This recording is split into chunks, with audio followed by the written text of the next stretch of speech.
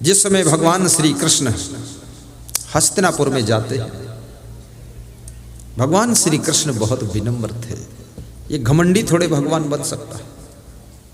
घमंडी और अभिमानी, पाखंडी, ढोंगी, ये तो इंसान भी नहीं कहला सकता है। भगवान श्री कृष्ण ने अपना हाथ बढ़ाया भीष्म पितामह के पैर छूने के लिए। भीष्म पितामह ने उनका हाथ पकड़ लिया। नहीं कृष्ण, तुम मेरे पैर नहीं छू सकते हो। क्यों पितामह, क्या मैं आपके पैर छूने योग्य नहीं हूं? नहीं कृष्ण, उससे भी ज्यादा योग्य हो। आपकी योग्यता, मैं आपको पैर छुआकर शर्मिंदा हो जाऊंगा, इसलिए मेरे पैर मत छुओ। आप भगवान हो और मैं इंसान हूं। कोई आपसे बड़ा व्यक्ति, महान व्यक्ति आपको झुकने लग जाए तो कृपया उसको पकड़ लेना, हाथ उसके। नहीं नहीं, आप नहीं, बस ठीक, कितना काफी। हमारे आश्रम के संचालक अपना हाथ बढ़ाते हैं हमारे चरण छूने के लिए। 95 साल की उम्र है। उन्होंने ही हमको पाला पोसा, ज्ञान सिखाया, प्रवचन सिखाया, तैयार किया, सब कुछ किया। लेकिन उनके मन में पता नहीं क्या हो गया, 2 साल से मेरे पैर छूने लग जाते हैं।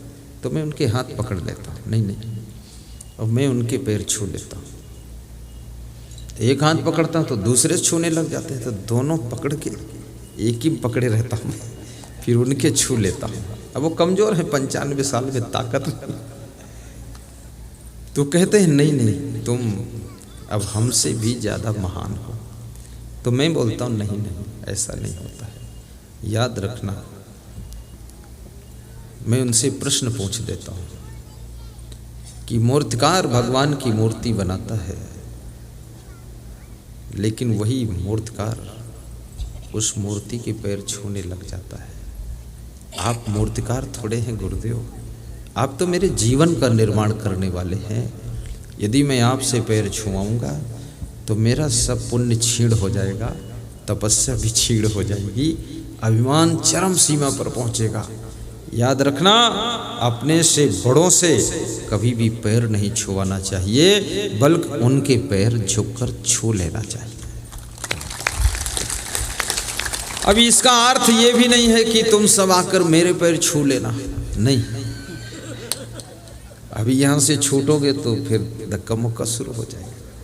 कल मैंने समझाया था कि मैं रास्ते में आता हूँ तो गुरु जी पर फूल नहीं डालना चाहिए।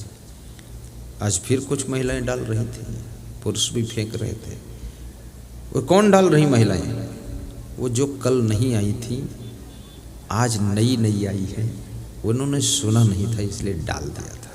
कोई बात नहीं, लेकिन गुरु जी जब राह में आए तो राह में फूल बिखेर दो, अर्पित कर दो।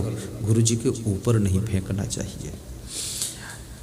गुरु जी के पास में प्रणाम करने आओ तो उनके चरण छूने के लिए आप कोशिश मत करो। गुरु जी के आचरण छूना चाहिए, उनके स्वभाव को सीखना चाहिए, उनके गुणों को छूना चाहिए, उनकी कलाओं को छूना चाहिए। गुरु जी के सुंदर स्वभाव से अपने जीवन को विभूषित करना चाहिए। वही श्रृंगार है और वही गुरु जी की पूजा है। गुरु जी के चरण मत छुओ। क्यों? अब ये 8-10 हजार लोग बैठे हैं, ये सब चरण छुएंगे तो गुरु की क्या दशा होगी, सोचो आप। चरण नहीं छूना है तो तुम ये तर्क करोगे कि फिर चरण छूने के लिए क्यों कहते हो? कहता हूं, लेकिन अपने चरण छूने के लिए थोड़े कहता हूं। अपने सासू के छू लेना, ससुर के छू लेना, अपने पति के चरण छू लेना। जिस समय तुम अपने पति के चरण छुओगे, तुम्हारा पति मन मन में मुस्कुराएगा और कहेगा, जय हो असंग साहेब की, अच्छा सिखा दिया। ऐसा हो जाएगा, ठीक है। लेकिन इसका अर्थ ये भी मत लेना कि सब पति लोग अपनी अपनी पत्नी के भी पैर छू ले, वो मत छूना।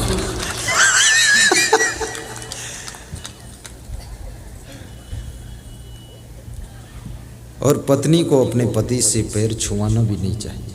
अगर कोई पति छूने भी लग जाए, कोई है पति इतने महान हैं, विनम्र हैं कि छू लेते हैं, कि चरण छू लेने से भी माफ कर दे तो भी बहुत कुछ है। क्योंकि ये चंडिका देवी न जाने किस दिन चटनी बनाते हैं। घबराए हुए पति लोग पर पत्नी के पैर नहीं छूना चाहिए, ना पत्नी को छुआना चाहिए। माँ बाप अपने बेटे के कभी पैर न छुए, सिर पे हाथ धर के आशीर्वाद दें। और बेटा हमेशा माँ बाप के चरण छूकर आशीर्वाद लेना चाहिए। आपने सुना होगा कि प्रथम गुरु तो माता पिता होते, ऐसा सुना? तो माता पिता के पैर छूना, गुरु का उनमें प्रभाव है और उनका आशीर्वाद गुरु की कृपा फलित कर देगी। जिसके माता पिता अपने पुत्र और पुत्री से प्रसन्न रहते हैं, हृदय से खुश रहते हैं, वह पुत्र और पुत्री जो मन में संकल्प लेते हैं, उनका संकल्प गुरु जी के आशीर्वाद से हंसते हंसते पूरा हो जाता है।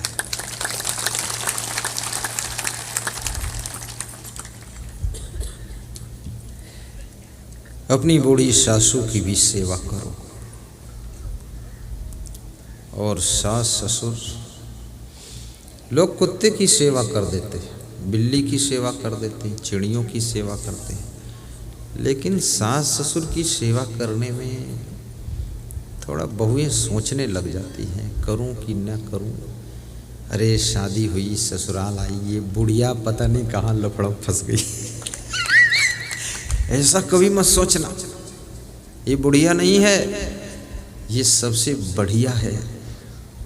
इसी ने तुम्हारे पति को जन्म दिया है, तुम्हारे पति को 9 महीने गर्भ में रखा है, पालन पोषण किया है, अपने आंचल का दूध पिलाया है और तुम्हारे पति को संस्कार देकर के, शिक्षा देकर के इतना योग्य बनाया है, और फिर उस अपने पुत्र को तुम्हारी सेवा के लिए, जिंदगी भर के लिए तुम्हारा पति बनाकर तुमको सौंप दिया है। इसको बुढ़िया मत कहना, इसको कहना ये देवी है जिसने हमको पति प्रदान किया।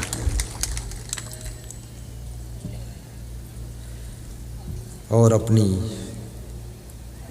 पत्नी का भी आदर करना, उसको ऐसे मत समझना येरी गैरी नत्थू खैरी,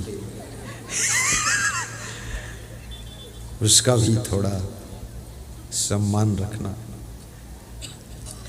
क्योंकि जितनी ड्यूटी तुम्हारी पत्नी करती है उतनी ड्यूटी एक नौकरानी भी नहीं करेगी। घर का काम काज संभालने वाली कर्मचारी लेडीज जेंट भी उतना ड्यूटी नहीं करेगी। सुबह उठती है, झाड़ू लगाती है, नाश्ता बनाती है, आपका कपड़े धोती है, पूरा घर संभालती है, सामान सेटिंग करती है, गुलदस्ता सेट करती है, बिछौना बिछाती है, सब बच्चों ने बिस्तर उलझ पुलझ डाला है उसको ठीक करती है, फिर कपड़े सूख गए उनको रख करके प्रेस करना, लोहा लगाना, आए हुए अतिथियों का सत्कार करना, दिन भर चाय नाश्ता चल रहा है, पूरा होटल खुला हुआ घर में, कभी मना नहीं करती है, और बच्चों को जन्म भी देती है, आपके दुख सुख में साथ में खड़ी होती है, भोजन बनाकर खिलाती है, बर्तन भी धो देती है। इतना काम करने के लिए अगर कोई नौकरानी रखो तो 50,000 रुपये महीने लेगी, और ऊपर से शाम को चली जाएगी, रात में रुकेगी नहीं, सुबह फिर आएगी। ये 24 घंटे ड्यूटी करती है, तो कम से कम इससे कोई गलती हो जाए, भूल हो जाए तो मुस्करा देना, क्षमा भी कर देना, बहुत ज़्यादा गर्म मत होना, ज्वालामुखी मत बन जाना, शांत रहना थोड़ा।